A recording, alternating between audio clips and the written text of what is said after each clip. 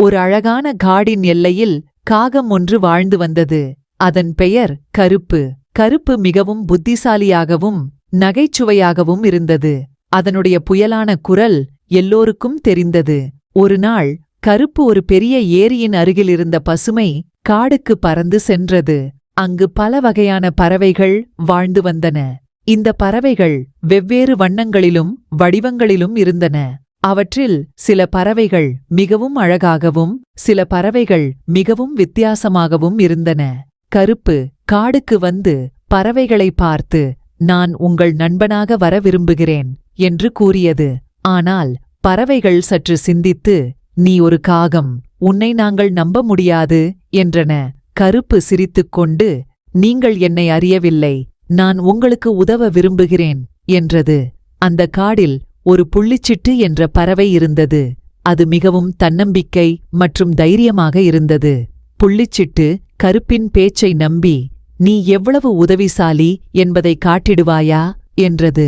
அந்த நேரத்தில் காடில் பச்சை பருந்து என்ற ஒரு பறவை இருந்தது.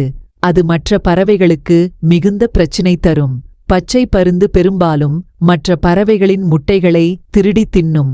கருப்பு இந்த பிரச்சினையை தீர்க்க முடிவு செய்தது. நான் பச்சை பருந்தை எப்படி தடுக்கலாம் என்று யோசித்தது. அடுத்த நாள் கருப்பு ஒரு கவர்ந்த உத்தியை கண்டுபிடித்தது.